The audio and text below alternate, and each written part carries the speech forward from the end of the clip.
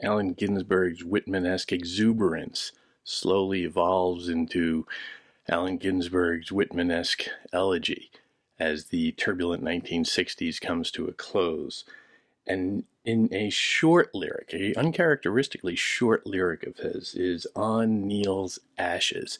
The Neal being Neal Cassady, the great bad boy of the Beat generation, the co-character behind Jack Kerouac's On the Road, and a poet in his own right, but really more just a spirit of the Beat generation broadly. His passing leads to some reflection on Ginsberg's part, and with it, you get a sense of a reflection on not just the man, but on the spirit he embodied in the in the age gone by. The 60s are ending.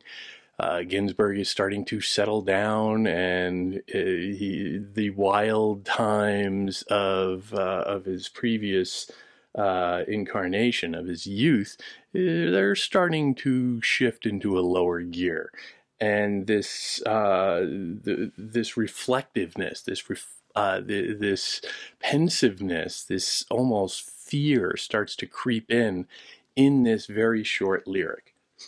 Delicate eyes that blinked blue Rockies, all ash. Nipples, ribs I touched with my thumb are ash. Mouth my tongue touched once or twice, all ash. Bony cheeks soft on my belly are cinder, ash.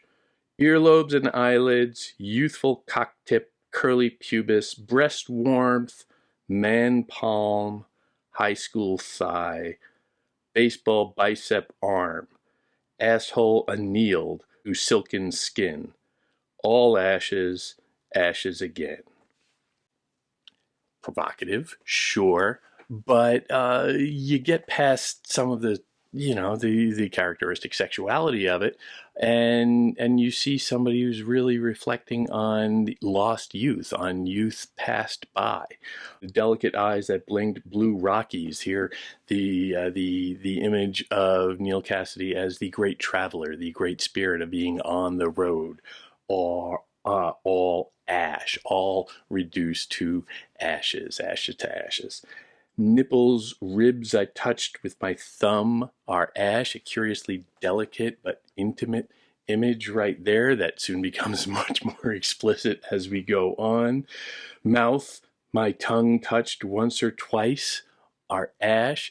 Neal Cassady was a bisexual, and here Ginsberg, the thoroughgoing homosexual, is spilling a little tea. Bony cheeks soft on my belly are cinder ash. Again, getting increasingly sexual, but it's starting to push it and almost become a kind of desperate sexuality. Like that element is still there, and it's running counter to the elegiac mode, to the slow graying mode of this poem, with the repetitions are ash, ash, ash, ash. The sense that all of this and the heat of those images, the heat of the eroticism of those images, is growing on the one side, on the left side of the margin, while at the end of those lines it always ends in ash. And then you get down to even more explicit anatomy.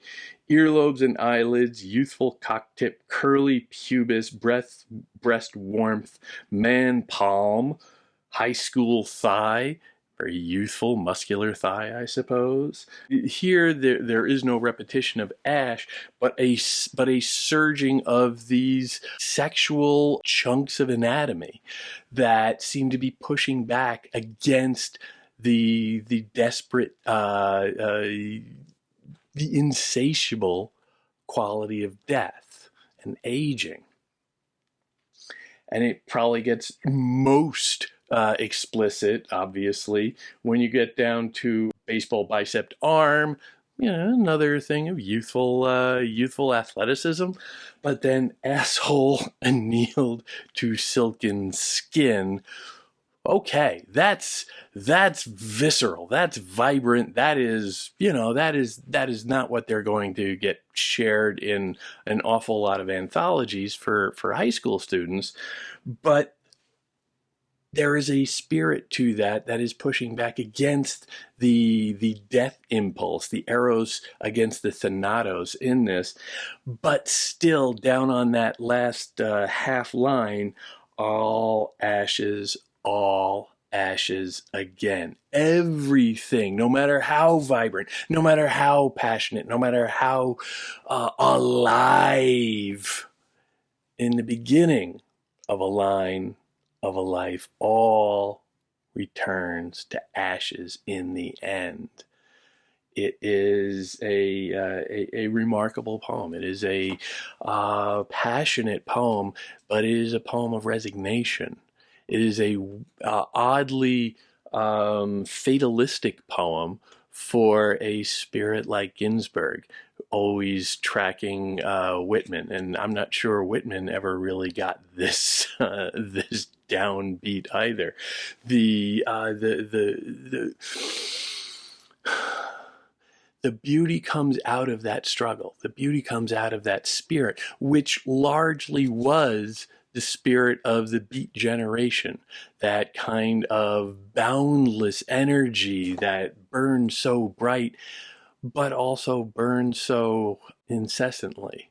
The late 60s, Jack Kerouac is dying. Neal Cassady dies. All of these great figures of that culture and that age are giving in to the excesses of their youth. The bills are coming to be paid for their earlier youthful lifestyle, and it's a hard thing for a poet like Ginsberg to face, that inevitability.